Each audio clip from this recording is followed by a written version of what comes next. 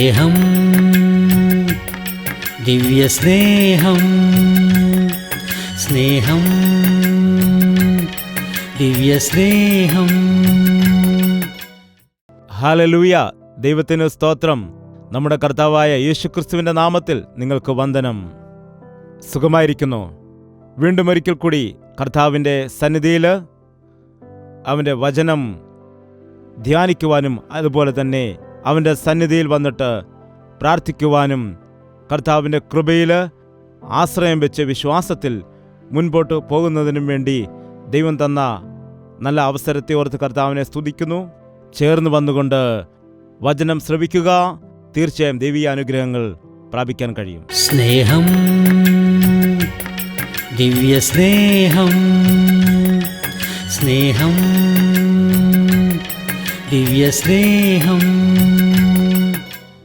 ഈ ലോകത്തിൽ എല്ലാറ്റിനേക്കാളും ശ്രേഷ്ഠമായുള്ളത് പറയുക.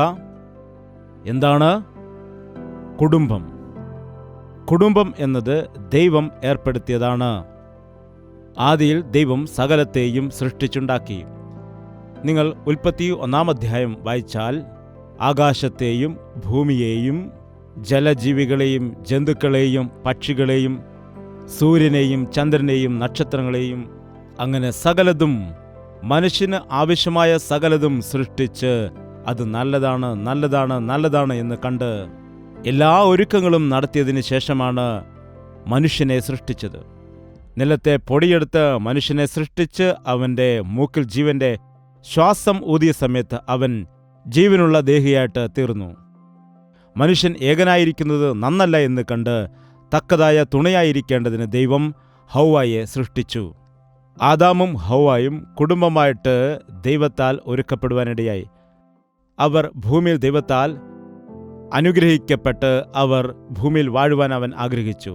നിങ്ങൾ ഭൂമിയിൽ അനുഗ്രഹിക്കപ്പെട്ട് ഇവിടെ പെരുകുക എന്ന് കർത്താവ് അവരോട് പറഞ്ഞു.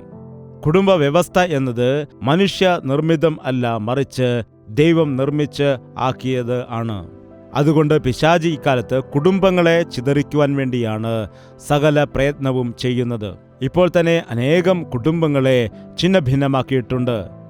എന്നാൽ യേശുക്രിസ്തുവിൻ്റെ നാമത്തിൽ തകർന്നുപോയ കുടുംബങ്ങൾ പണിയപ്പെടുമെന്നും കുടുംബങ്ങളിൽ സ്വസ്ഥതയും സമാധാനവും ലഭിക്കുമെന്നും ദൈവത്തിൻ്റെ അനുഗ്രഹം കുടുംബത്തിൽ ഉണ്ടായിരിക്കുമ്പോൾ ഭാര്യയും ഭർത്താവും മക്കളുമെല്ലാം അനുഗ്രഹിക്കപ്പെടും എന്ന് നാം മനസ്സിലാക്കണം.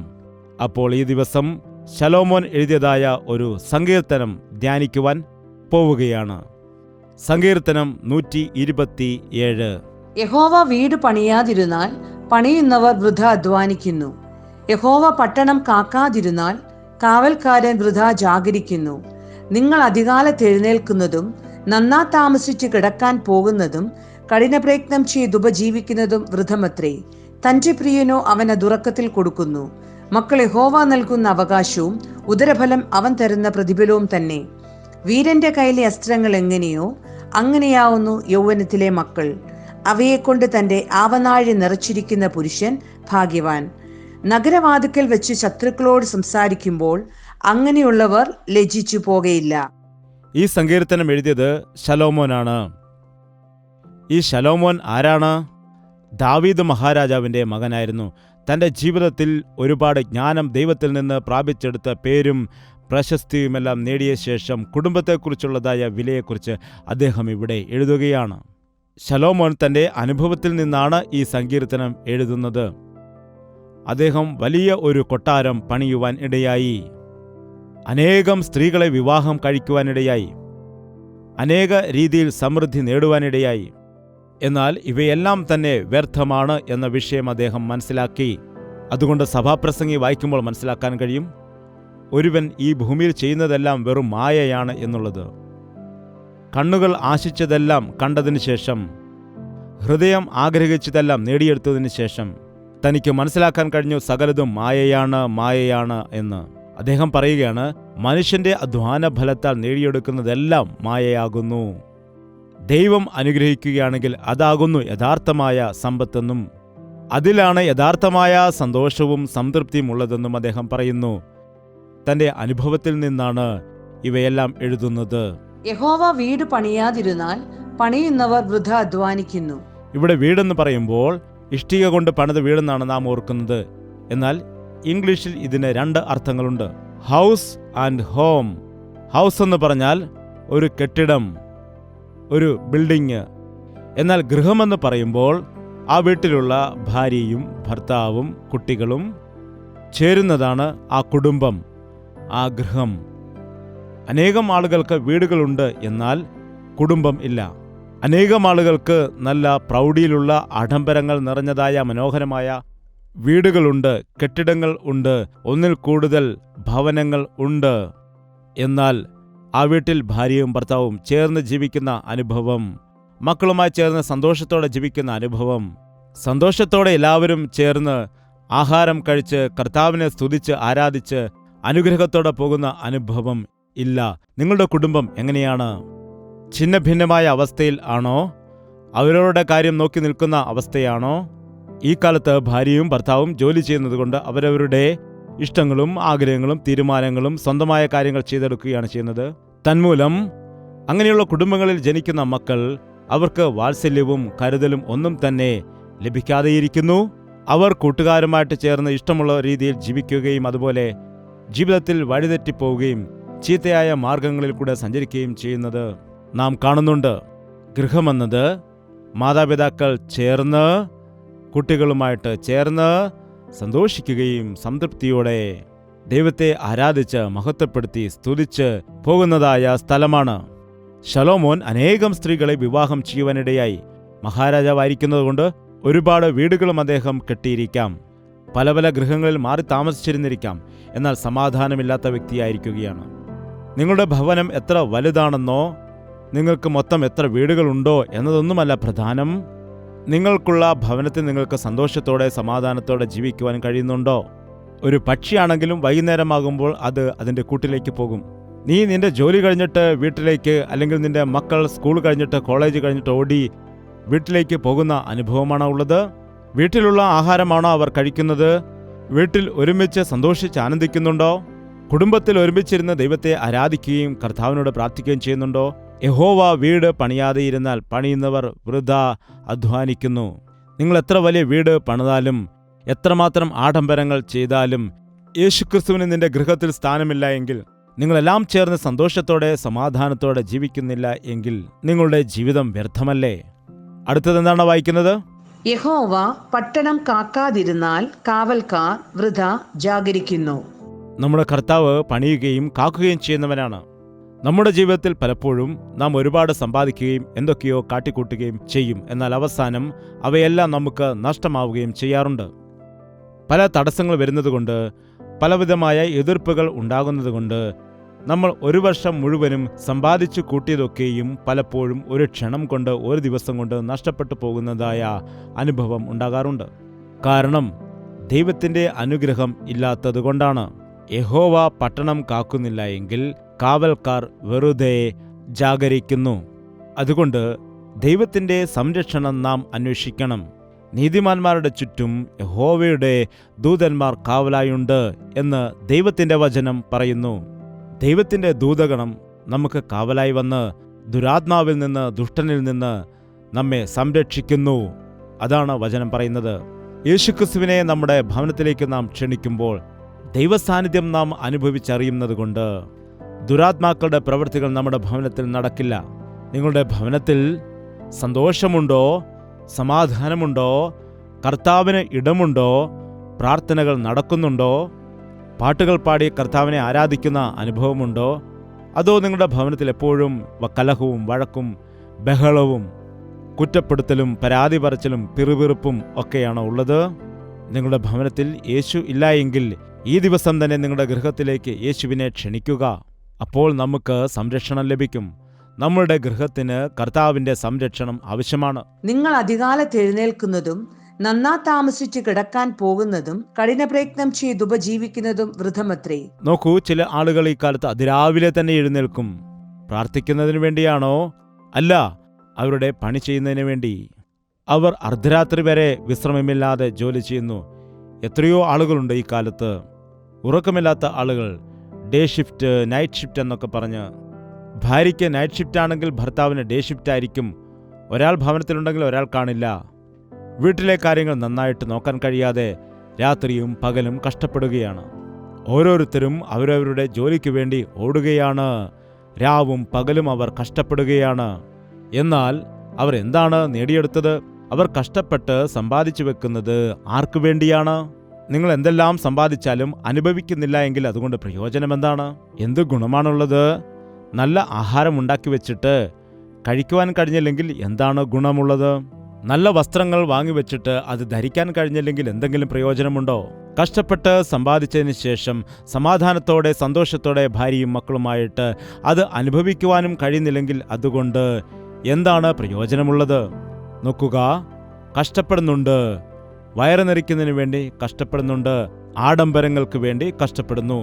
കടം വാങ്ങിക്കൂട്ടിയിട്ട് അത് വീട്ടുന്നതിന് വേണ്ടി കഷ്ടപ്പെടുന്നു. വരുമാനത്തിൽ കവിഞ്ഞ് കടഭാരങ്ങൾ വച്ചിട്ട് അവ തീർക്കുന്നതിന് വേണ്ടി ജീവിതകാലം മുഴുവനും കഷ്ടപ്പെടുന്നവരുണ്ട്. കഴിഞ്ഞ ദിവസം ഒരു സഹോദരൻ വന്ന് പറയുകയാണ്, ബ്രദർ, എനിക്ക് കടഭാരമുണ്ട്. എത്രയുണ്ട്? ഇത്രയുണ്ടെന്ന് പറഞ്ഞു. എത്ര വർഷമായിരിക്കുന്നു? 4 വർഷമായിരിക്കുന്നു. കടം വീട്ടുവാൻ കഴിയുന്നില്ല. അതെന്താണ്? കുറച്ച് വീട്ടാൻ ശ്രമിക്കത്തില്ലേ? എൻ്റെ ശമ്പളം മുഴുവനും ഓരോ മാസവും പലിശ കൊടുക്കുകയാണ്. എൻ്റെ ശമ്പളം മുഴുവനും പലിശ കെട്ടുകയാണ് ചെയ്യുന്നത്. അതുകൊണ്ട് വീട്ടിലെ കാര്യങ്ങളൊന്നും തന്നെ നടക്കുന്നില്ല. വീട്ടിലെ ആവശ്യങ്ങൾ നടക്കുന്നതിന് വേണ്ടി പുറമെ വീണ്ടും കടം വാങ്ങേണ്ടി വരുന്നു. എത്രയോ ആളുകളുണ്ട് ഇന്ന് കഷ്ടപ്പെടുന്നുണ്ടെങ്കിലും കടം തീർക്കുവാൻ കഴിയുന്നില്ല. ദൈവത്തിൻ്റെ ഹിതമില്ലാതെ, ദൈവത്തിൻ്റെ അനുഗ്രഹം, ദൈവത്തിൻ്റെ ആലോചനയില്ലാതെ നീ മുതൽ മുടക്കുന്ന സമയത്ത്, അല്ലെങ്കിൽ നീ എന്തെങ്കിലുമൊക്കെ വാങ്ങിക്കൂട്ടുമ്പോൾ അത് തീർച്ചയായും നഷ്ടമായിത്തീരും.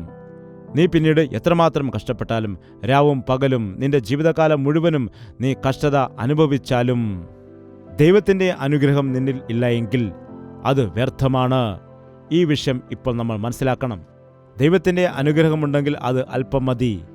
എന്നാൽ ദൈവത്തിൻ്റെ അനുഗ്രഹമില്ലാതെ എന്തെല്ലാം ഉണ്ടെങ്കിലും അവിടെ നിനക്ക് കുറവാണ്. നോക്കൂ, അടുത്തത് എന്താണ് പറയുന്നത്? തന്റെ പ്രിയനോ അവനത് ഉറക്കത്തിൽ കൊടുക്കുന്നു. തൻ്റെ പ്രിയനോ അവനത് ഉറക്കത്തിൽ കൊടുക്കുന്നു. നമ്മൾ ഉറങ്ങുന്ന സമയത്ത് തന്നെ ദൈവം തൻ്റെ അനുഗ്രഹങ്ങൾ നമുക്ക് നൽകുന്നു. നോക്ക് ബ്രദർ, ഞങ്ങൾ രാവും പകലും കിടന്നുറങ്ങുന്നുണ്ട്, എന്നാൽ ഞങ്ങൾക്ക് മാത്രം ഒരു അനുഗ്രഹവുമില്ല എന്ന് പറയുന്നുണ്ടോ? നിങ്ങൾ ഒരു ജോലിയും ചെയ്യാതെ മടിയന്മാരായിട്ട് കിടന്നുറങ്ങുകയാണെങ്കിൽ അനുഗ്രഹം വരുമെന്നാണോ വിചാരിക്കുന്നത്? നോക്കുക, നമ്മൾ കഷ്ടപ്പെടേണ്ട സമയത്ത് കഷ്ടപ്പെടേണ്ടതാണ്. ജോലി ചെയ്യേണ്ട സമയത്ത് ജോലി ചെയ്യേണ്ടതാണ്. ഉറങ്ങേണ്ടതായ സമയത്ത് ഉറങ്ങേണ്ടതാണ്. അതല്ലാതെ കിടന്നുറങ്ങിയാൽ ദൈവം അനുഗ്രഹിക്കുമെന്ന് പറയുന്നത് വ്യർത്ഥമാണ്. അതുപോലെ തന്നെ അവൻ തൻ്റെ പ്രിയപ്പെട്ടവർക്കാണ് അവർ ഉറങ്ങുന്ന സമയത്തും അവരെ അനുഗ്രഹിക്കുന്നത്. അവൻ നന്മകളെ കൊടുക്കുന്നത് ആർക്കാണ്? തൻ്റെ പ്രിയപ്പെട്ടവർക്ക്. നീ ആദ്യം ദൈവത്തിന് പ്രിയപ്പെട്ടവനാകണം. ദൈവത്തെ സന്തോഷിപ്പിക്കണം. ദൈവത്തെ പ്രസാദിപ്പിക്കണം. ദൈവഹിതമനുസരിച്ച് ജീവിക്കണം. ദൈവത്തെ സന്തോഷിപ്പിക്കാൻ പഴങ്ങളും ഒന്നും കൊടുക്കുന്നതല്ല, സംഭാവനയോ സ്തോത്രാഴ്ച കൊണ്ടല്ല സന്തോഷിപ്പിക്കേണ്ടത്. നിന്റെ പണം കണ്ടല്ല ദൈവം സന്തോഷിക്കുന്നത്. അവന് ആവശ്യമുള്ളത് നിന്നെയാണ്. നീ ദൈവത്തിൻ്റെ ഹിതമനുസരിച്ച് ജീവിക്കണം. ആരാണ് അവൻ്റെ വചനത്തിൽ വിറയ്ക്കുന്നത്? അവനെ അവൻ കടാക്ഷിക്കുമെന്ന് ദൈവത്തിൻ്റെ വചനം പറയുന്നു. അവൻ്റെ വചനപ്രകാരം ജീവിക്കുന്നവരിൽ അവൻ സന്തോഷിക്കുവാൻ ഇടയാകും. അവനോട് പ്രാർത്ഥിക്കുകയും അവനോട് അപേക്ഷിക്കുകയും ചെയ്യുന്നവർക്ക് അവൻ്റെ ഹൃദയം അറിയാവുന്നതുകൊണ്ട് അവർ അവൻ്റെ ഹിതപ്രകാരം ജീവിക്കും. അങ്ങനെയുള്ളവർ ദൈവത്തിന് പ്രിയപ്പെട്ടവരായിരിക്കും. അതുകൊണ്ട് അവർ കഷ്ടപ്പെടേണ്ടതായ ആവശ്യമില്ല. അവരുടെ ഉറക്കത്തിൽ തന്നെ ദൈവം അവരെ അനുഗ്രഹിക്കാനും ഇടയാകും. നോക്കുക, പലപ്പോഴും നമ്മുടെ അധ്വാന ഫലം കൊണ്ടാണ് എന്നാണ് നാം ചിന്തിക്കുന്നത്. എന്നാൽ ഒരു വൃക്ഷം നാം നടുകയാണെങ്കിൽ നാം കിടന്ന് ഉറങ്ങിയാലും ആ വൃക്ഷം വളരുവാനിടയാകും. ഒരു മുട്ട് വിരിയുന്ന സമയത്ത് നമ്മൾ അതിൻ്റെ അടുത്തിരുന്നിട്ട് ആ മുട്ട് വിരിയണമെന്ന് പറയേണ്ടതായ ആവശ്യമേയില്ല. നാം സുഖമായിട്ട് പോയി കിടന്നുറങ്ങുവാനിടയാകും. എന്നാൽ നേരം വെളുക്കുമ്പോൾ ആ മുട്ട് വിരിഞ്ഞു നിൽക്കുന്നത് കാണാൻ കഴിയും. നമ്മൾ കുട്ടികൾ നമ്മോടൊപ്പം സന്തോഷിച്ച് പാട്ടുപാടിയൊക്കെ വളർന്നു വരുമ്പോൾ നാം അത് തിരിച്ചറിയില്ല. അവർ ധരിക്കുന്ന പാൻ്റാകട്ടെ, അവർ ധരിക്കുന്ന നിക്കറാകട്ടെ, അത് ചെറുതാകുന്നതായ സമയത്ത് നാം പറയും, ഇപ്പോഴല്ലേ വാങ്ങിയത്, ഇത്ര പെട്ടെന്ന് ചെറുതായിപ്പോയോ? അപ്പോൾ നാം മനസ്സിലാക്കുകയാണ് നമ്മുടെ കുഞ്ഞുങ്ങൾ വളർന്നു വരികയാണ്, അല്ലെങ്കിൽ അവർ നീളം വയ്ക്കുന്നു എന്നുള്ള കാര്യം നാം തിരിച്ചറിയുകയാണ്. ഒരു കൊച്ചു ശിശുവായിട്ട് നമ്മുടെ കൈകളിലേക്ക് വന്നതായ കുഞ്ഞുങ്ങൾ എങ്ങനെയാണ് വലിയൊരു യൗവനക്കാരനായിട്ട് വളർന്നു വരുന്നത്? നാം അവനെ വളർത്തുവാൻ എന്തൊക്കെയാണ് ചെയ്യുന്നത്? ഒന്നുമില്ല. ദൈവം അവനെ അനുഗ്രഹിക്കുകയാണ്. അവർ കിടന്ന് ഉറങ്ങുന്നു, എഴുന്നേൽക്കുന്നു, ഉറങ്ങുന്നു, എഴുന്നേൽക്കുന്നു. അങ്ങനെ നാം അറിയാതെ തന്നെ നമ്മുടെ കുഞ്ഞുങ്ങൾ വളർന്നു വരികയാണ് ചെയ്യുന്നത്. നമ്മൾ വിതയ്ക്കുന്ന വിത്തുകളും നമ്മൾ നടുന്ന മരങ്ങളും വളരും. അതെ, നമ്മൾ ദൈവത്തിന് പ്രിയപ്പെട്ടവരായിരുന്നാൽ മാത്രം മതി. നാം ചെയ്യുന്നതെല്ലാം സാധിക്കുവാൻ ഇടയാകും. അടുത്ത വാക്യം എന്താണ് പറയുന്നത്? മക്കൾ യഹോവ നൽകുന്ന അവകാശവും ഉദരഫലം അവൻ തരുന്ന പ്രതിഫലവും തന്നെ. സത്യത്തിൽ നമുക്ക് മക്കളില്ലാതിരുന്നുവെങ്കിൽ ഈ ലോകത്തിൻ്റെ അവസ്ഥ എന്തായിത്തീരും ഒന്ന് ചിന്തിച്ചിട്ടുണ്ടോ? ഇത്രയും തലമുറകൾ ഉണ്ടായതിൻ്റെ, ഇത്രയും ജനക്കൂട്ടങ്ങൾ ഉണ്ടായതിൻ്റെ കാരണം അത് ദൈവം നമുക്ക് നൽകിയിരിക്കുന്ന ഉദരഫലം കാരണമാണ്. അവൻ്റെ സമൃദ്ധി കൊണ്ട് ആണല്ലോ ദൈവം ആദാമിനെയും ഹവ്വായെയും അവർ 2 പേരായിരുന്നപ്പോൾ അനുഗ്രഹിച്ച്, നിങ്ങൾ അനുഗ്രഹീതരായിട്ട് സമൃദ്ധി പ്രാപിച്ച് പെരുകുക എന്ന് ദൈവം പറഞ്ഞതുകൊണ്ട് ദൈവത്തിൻ്റെ അനുഗ്രഹത്തോടുകൂടി ഗർഭഫലത്തെ നമുക്ക് ലഭിക്കും. മക്കൾ യഹോവ നൽകുന്ന അവകാശവും ഉദരഫലം അവൻ തരുന്ന പ്രതിഫലവും തന്നെ. ആൺകുഞ്ഞുങ്ങളെയും പെൺകുഞ്ഞുങ്ങളെയും ദൈവം നമുക്ക് നൽകുന്നുണ്ട്. ആൺമക്കളെ അവൻ നമുക്ക് അവകാശമായി നൽകുന്നു, പെൺകുഞ്ഞുങ്ങളെ നമുക്ക് പ്രതിഫലമായിട്ട് നൽകുന്നു. എന്നാൽ അവകാശമെന്ന് പറയുമ്പോൾ അതെന്താണ്? സ്വത്താണ്. ഭരണാധികാരികൾ നമുക്കൊരു സ്വത്ത് നൽകുമ്പോൾ ഇന്ന ഭവനം അല്ലെങ്കിൽ ഇന്ന വസ്തു നിങ്ങൾക്ക് തലമുറയായിട്ട് അനുഭവിക്കാൻ കഴിയുമെന്നാൽ വിൽക്കുവാൻ പാടില്ല എന്ന് പറയാറുണ്ട്. എങ്കിലും ചിലർ വിൽക്കാറുണ്ട്. എന്നാൽ ദൈവം നമുക്ക് കുഞ്ഞുങ്ങളെ നൽകുന്നതായ സമയത്ത് അവരിൽ കൂടി പണം സമ്പാദിക്കുവാനോ അവരെ വെച്ച് ബിസിനസ് ചെയ്യിക്കുവാനോ ഒന്നും അല്ല അതിൻ്റെ ഉദ്ദേശം. എന്നാൽ അവരുടെ സ്നേഹം അനുഭവിച്ചുകൊണ്ട്, അവരുടെ സഹായം അനുഭവിച്ചുകൊണ്ട് നിന്റെ മക്കളെക്കുറിച്ച് നീ സന്തോഷിച്ച് അവരെ ദൈവകൃപയിൽ വളർത്തി വലുതാക്കണമെന്ന്, അതുപോലെ തന്നെ അവർ നിനക്ക് സഹായവും ആശ്വാസവുമായിരിക്കണമെന്ന് ദൈവം ആഗ്രഹിക്കുന്നു. നമ്മുടെ മക്കളെ നമുക്ക് ഇഷ്ടമുള്ളതുപോലെ വളർത്തിക്കൊണ്ടുവരുവാൻ അനുവാദമില്ല. മക്കളെ ദൈവം നമുക്ക് അവകാശമായിട്ടാണ് നൽകിയിരിക്കുന്നത്. നമ്മുടെ ആൺമക്കളെ നമ്മൾ എങ്ങനെയാണ് വളർത്തുന്നത്? ബാലൻ നടക്കേണ്ടുന്ന വഴിയിൽ അവനെ അഭ്യസിപ്പിക്കുക, അവൻ വൃദ്ധനായാലും അത് മാറിപ്പോകില്ല എന്ന് ദൈവത്തിൻ്റെ വചനം പറയുന്നു. നമ്മുടെ മക്കളെ വളരെ ചെറുപ്പം മുതൽ തന്നെ ദൈവത്തിൻ്റെ വഴിയിൽ തന്നെ വളർത്തിക്കൊണ്ടുവരുവാൻ നാം ഒരിക്കലും മറന്നു പോകരുത്. അവരുടെ ആവശ്യങ്ങളും അവരുടെ വിദ്യാഭ്യാസ ആവശ്യങ്ങളും മാത്രമല്ല ചെയ്തു കൊടുക്കേണ്ടത്, അവരെ ആത്മീയരായിട്ട് വളർത്തിക്കൊണ്ടുവരുന്ന കാര്യം നാം ശ്രദ്ധിക്കേണ്ടതാണ്. മക്കൾ യഹോവ നൽകുന്ന അവകാശം ഉദരഫലം അവൻ തരുന്ന പ്രതിഫലവും തന്നെ. ഉദരഫലം അവൻ തരുന്ന പ്രതിഫലമാകുന്നു. എന്തുകൊണ്ടാണ് പെൺകുട്ടികളെക്കുറിച്ച് എഴുതാത്തത് എന്ന് പലരും ചോദിക്കാറുണ്ട്. ഗർഭഫലമെന്ന് പറയുമ്പോൾ പെൺകുട്ടികളെക്കുറിച്ചാണ്. പെൺകുട്ടികളെ ഒരു പ്രതിഫലമായിട്ടാണ് ദൈവം തന്നിരിക്കുന്നത്. അവരെ പ്രതിഫലമായിട്ട് നാം തിരിച്ചു കൊടുക്കണമെന്നുള്ളതും ദൈവത്തിൻ്റെ ഉദ്ദേശമാണ്. ആ പെൺകുട്ടികളെ നാം മറ്റൊരു ഭവനത്തിലേക്ക് അയക്കേണ്ടതാണല്ലോ. ആൺമക്കൾ നമ്മുടെ അവകാശമാണ്, അവർ നമ്മോടൊപ്പം തന്നെ ജീവിക്കേണ്ടവരാണ്. എന്നാൽ പെൺകുട്ടി മറ്റൊരു ഭവനത്തിലേക്ക് മരുമകളായിട്ട് പോകും. പെൺകുട്ടികളെ നാം യോഗ്യരായിട്ട് വളർത്തുകയാണെങ്കിൽ, ആത്മീയരായിട്ട് വളർത്തുകയാണെങ്കിൽ അവർ നിനക്കും നിന്റെ കുടുംബത്തിനും പ്രശസ്തി കൊണ്ടുവരുവാനിടയാകും. അവൾ കടന്നുപോകുന്ന ഭവനത്തിൽ ഒരു സാക്ഷിയായിട്ട് ജീവിക്കുമ്പോൾ നീയും അനുഗ്രഹിക്കപ്പെടും, നിനക്കും നന്മ ലഭിക്കും. അനേകം ആളുകളും പെൺകുട്ടികളുടെ കാര്യത്തിൽ ഉപേക്ഷ വിചാരിക്കാറുണ്ട്. ഏതായാലും വേറൊരു വീട്ടിലേക്ക് പറഞ്ഞയക്കേണ്ടവളല്ലോ, അതുകൊണ്ട് വലിയ വിദ്യാഭ്യാസത്തിൻ്റെ ആവശ്യമില്ല, അത്രമാത്രം ചെലവ് ചെയ്യേണ്ടതായ കാര്യമില്ല എന്ന രീതിയിൽ ആളുകൾ പലപ്പോഴും പ്രവർത്തിക്കാറുണ്ട്. ജനിച്ചത് പെൺകുട്ടിയാണെന്ന് പറഞ്ഞ് നമ്മുടെ രാജ്യത്ത് ഇന്നും ആ പെൺകുഞ്ഞിനെ ഉപേക്ഷിക്കുകയും തള്ളിക്കളയുകയും ചെയ്യുന്നവരുണ്ട്. നോക്കുക, ഉദരഫലം ദൈവം നൽകുന്ന പ്രതിഫലമാണ്. ദൈവം നൽകുന്ന പ്രതിഫലത്തെ വെറുതെ കളയരുത്.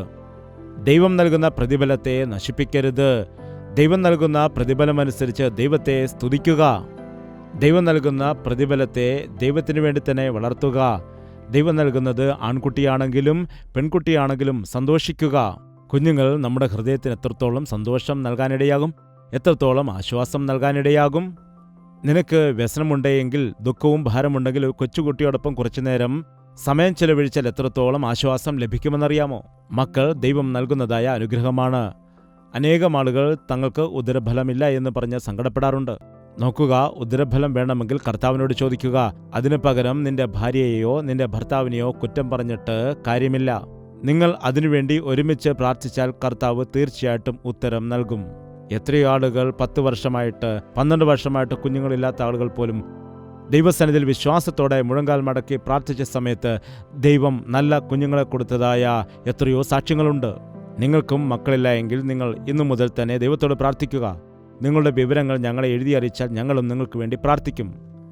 മക്കൾ യഹോവ നൽകുന്ന അവകാശമാണ്. ഉദരഫലം അവന്റെ പ്രതിഫലമാകുന്നു. അടുത്ത വാക്യം എന്താണ്? വീരന്റെ കയ്യിലെ അസ്ത്രങ്ങൾ എങ്ങനെയോ അങ്ങനെയാവുന്നു യൗവനത്തിലെ മക്കൾ. അടുത്തതെന്താണ്? യൗവനത്തിലെ മക്കൾ വീരന്റെ കയ്യിലെ അസ്ത്രങ്ങളെ പോലെയാകുന്നു. യൗവനപ്രായത്തിൽ ജനിച്ചതായ മക്കൾ നാം വൃദ്ധരാകുന്ന സമയത്ത് നമ്മെ താങ്ങുന്നവരാണ്. അവർ വീരന്റെ കയ്യിലെ അസ്ത്രങ്ങളെ പോലെയാണ്. ഒരു വില്ലിൽ ഒരു അമ്പെടുത്ത് വെച്ച് അയക്കുകയാണെങ്കിൽ അത് പ്രവൃത്തി ചെയ്തു വരും. നീ യൗവനപ്രായത്തിൽ അനുഗ്രഹിക്കപ്പെട്ട് നിങ്ങൾക്ക് ഉദരഫലം ലഭിക്കുന്ന സമയത്ത് മക്കൾ ഉണ്ടാകുമ്പോൾ അവർ നിനക്ക് ഒരുപാട് സഹായമായിട്ട് തീരും. അവർ വീരന്റെ കയ്യിലെ അസ്ത്രത്തെ പോലെ ആയിരിക്കും. ദൈവം ഞങ്ങളെ അനുഗ്രഹിച്ച് 3 ആൺമക്കളെ നൽകി. ഞങ്ങൾ ദൈവത്തിൽ ആശ്രയിച്ച് ദൈവത്തിന്റെ കൃപയിൽ ആ മക്കളെ വളർത്തി വലുതാക്കി. അവർ മുതിർന്നു കഴിഞ്ഞ സമയത്ത് ഇതാ ഈ ദിവസം ഈ ശുശ്രൂഷ മുൻപോട്ട് പോകുന്നതിന് വേണ്ടി ആ 3 മക്കളും ഒരുപാട് സഹായം ചെയ്യുന്നു. പറയുകയാണെങ്കിൽ ഞങ്ങൾക്ക് വലിയൊരു ടീമില്ല എന്നുണ്ടെങ്കിലും, ഒരുപാട് സമ്പത്തോ പണമോ ഒന്നുമില്ല എങ്കിലും ഈ കരിപരിപാടികൾ ചെയ്യാൻ കഴിയുന്നുണ്ടെങ്കിൽ അതിൻ്റെ കാരണം ഞങ്ങളുടെ മക്കളാണ്. അതുപോലെ തന്നെ ഞങ്ങളുടെ മക്കളും ഞങ്ങളുടെ സഭാ അംഗങ്ങളുമാണ്. യൗവനക്കാരായിരിക്കുന്ന അനേകം ദൈവമക്കൾ വളരെ സഹകരിക്കുന്നത് കൊണ്ടാണ് ഈ പ്രോഗ്രാമുകൾ ഇങ്ങനെ ഷൂട്ട് ചെയ്ത് എഡിറ്റ് ചെയ്ത് നിങ്ങളുടെ മുൻപിലേക്ക് കൊണ്ടുവരുവാൻ സാധിക്കുന്നത്.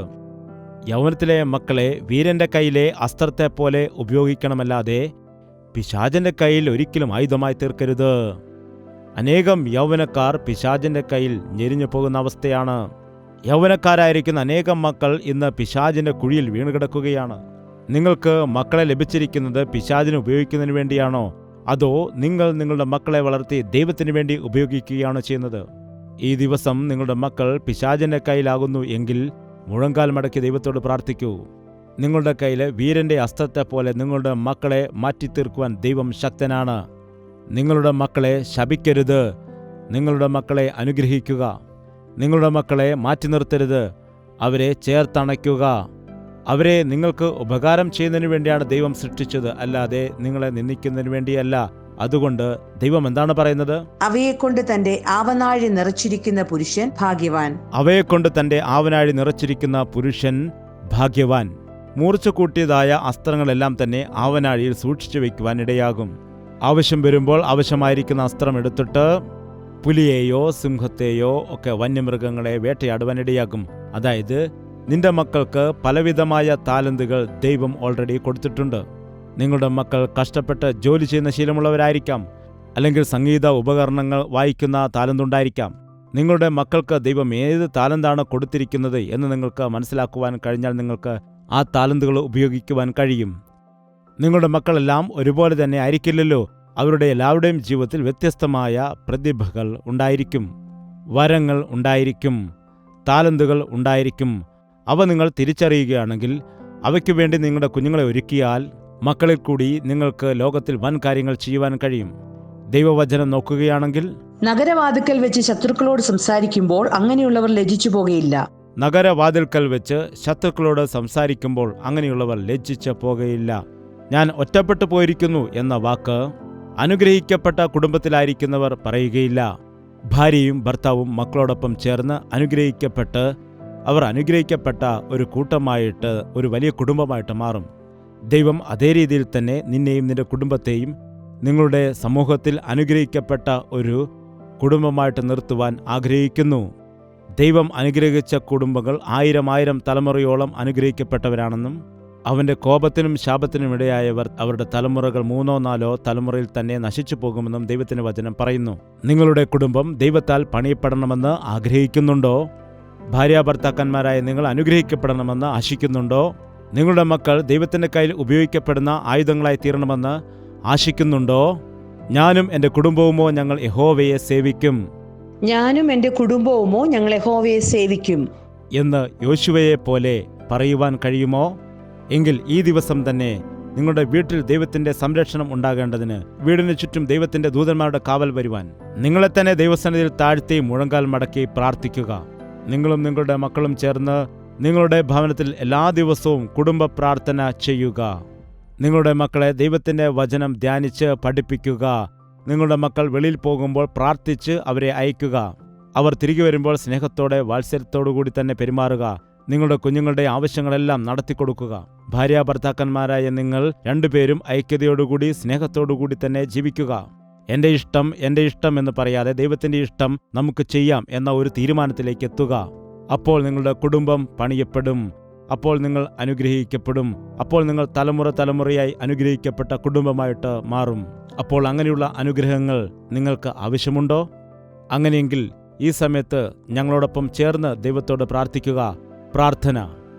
പരിശുദ്ധനായ ദൈവമേ, സ്വർഗീയ നല്ല കർത്താവേ, നിന്റെ മക്കളെല്ലാം തന്നെ സമർപ്പിച്ച് പ്രാർത്ഥിക്കുകയാണ്. ഏതു കുടുംബത്തിലാണോ പിശാച് കയറിയിട്ട് ഭാര്യ ഭർത്താക്കന്മാരെ ഭിന്നിപ്പിക്കേണ്ടതിന്, വേർപെടുത്തേണ്ടതിന് പരിശ്രമിക്കുന്നത്, അങ്ങനെയുള്ള കുടുംബങ്ങളെ ഈ സമയത്ത് നീ ദർശിക്കണമേ. പിശാചിന്റെ തന്ത്രങ്ങൾ തകർന്നു പോകുന്നതിന് പരിശുദ്ധാത്മാവിന്റെ പ്രവൃത്തി എല്ലാ കുടുംബത്തിലും വെളിപ്പെടുവാൻ നീ സഹായിക്കണമേ. ഏതു കുടുംബത്തിലാണോ ദൈവം കൊടുത്തതായ മക്കളെ തങ്ങളുടെ ഇഷ്ടപ്രകാരം വളർത്തി പിശാചിന്റെ സംബന്ധികളായി തീർത്ത് ലോകപ്രകാരം ജീവിക്കുന്ന മക്കളായിട്ട് തള്ളിക്കളഞ്ഞിരിക്കുന്നത്, അങ്ങനെയുള്ള കുടുംബങ്ങളിലെ മാതാപിതാക്കളെ ഇപ്പോൾ നീ ദർശിക്കണമേ. അവരുടെ മക്കൾ തെറ്റിപ്പോയ ആ മുടിയനായ പുത്രനെ പോലെ തിരികെ വരുന്നതിനു വേണ്ടി, ദൈവത്തിന്റെ ഹിതം ചെയ്യുന്നതിനു വേണ്ടിയും അവർക്ക് വേണ്ടി പ്രാർത്ഥിക്കുവാൻ എല്ലാ കുടുംബങ്ങളെയും നീ ബലപ്പെടുത്തണമേ. മാതാപിതാക്കളുടെ സ്നേഹം നഷ്ടപ്പെടുത്തിക്കൊണ്ട് സമാധാനമില്ലാതെ വീതിയിൽ കൂടി നടക്കുന്ന ചീത്ത കൂട്ടുകെട്ടുകളിൽ അകപ്പെട്ട് സ്വയം നശിച്ചുകൊണ്ടിരിക്കുന്ന യൗവനക്കാരായ മക്കളെ ഈ സമയം നീ ദർശിക്കുമാറാകണമേ. അവരുടെ ഭവനങ്ങളിലേക്ക് പോകുവാനും മാതാപിതാക്കളോടൊപ്പം ചേർന്ന് സന്തോഷിക്കുവാനും ദൈവത്തിൻ്റെ ഹിതപ്രകാരം ജീവിച്ചു പോകണമെന്നുള്ള ആഗ്രഹവും അവരുടെ ഉള്ളത്തിൽ കൊടുക്കണമേ. ആ യൗവനക്കാരായ മക്കളെ നീ അനുഗ്രഹിക്കുമാറാകണമേ. നിന്റെ മുറിവേറ്റ കരങ്ങൾ നീട്ടിക്കൊണ്ട് പിശാചിന്റെ കെണിയിൽപ്പെട്ട് കിടക്കുന്ന എല്ലാ കുടുംബങ്ങളെയും ഈ സമയം നീ വിടുവിക്കുമാറാകണമേ. പാപത്തിന്റെ ബന്ധനത്തിൽ കിടക്കുന്ന എല്ലാ വ്യക്തികളെയും വിടുവിക്കുമാറാകണമേ. സമാധാനവും സന്തോഷവും നഷ്ടപ്പെടുത്തിക്കൊണ്ട് കഷ്ടതയിലും ദുഃഖത്തിലും ഞെരുക്കത്തിലും അതുപോലെ സ്വസ്ഥതയും ഇല്ലാതിരിക്കുന്ന എല്ലാ കുടുംബങ്ങളെയും നീ ദർശിക്കുമാറാകണമേ. കർത്താവേ, നീ പണിതതായ കുടുംബങ്ങളെ നൽകണമേ. നീ അനുഗ്രഹിച്ചതായ, നീ ദർശിച്ചതായ അനുഗ്രഹിക്കപ്പെട്ട കുടുംബങ്ങളെ നീ നൽകുമാറാകണമേ. അപ്പാ, എല്ലാ കുടുംബങ്ങളെ നീ സഹായിക്കുമാറാകണമെന്ന് യേശുക്രിസ്തുവിന്റെ നാമത്തിൽ അപേക്ഷിക്കുന്നു പിതാവേ. ആമേൻ. സ്നേഹം, ദിവ്യ സ്നേഹം, സ്നേഹം, ദിവ്യ സ്നേഹം. എൻ്റെ സാഹചര്യം ഇതാണ്, എൻ്റെ അവസ്ഥ ഇങ്ങനെയായിപ്പോയി, എൻ്റെ കുടുംബം ഒരിക്കലും അനുഗ്രഹിക്കപ്പെടില്ല എന്ന് ചിന്തിക്കുവാൻ പാടില്ല.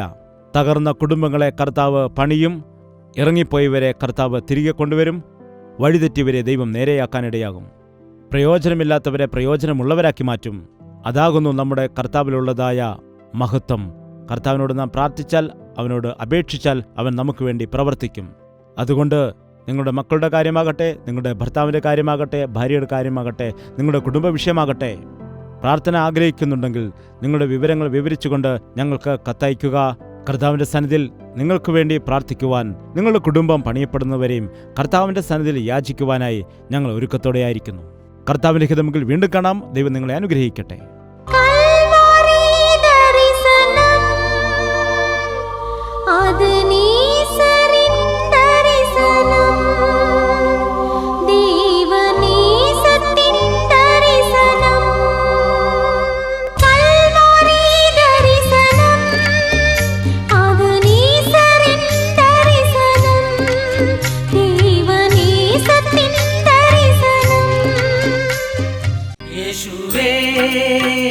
യേശുവേ, യേശുവേ, യേശുവേ, യേശുവേ, യേശുവേ, യേശുവേ, യേശുവേ.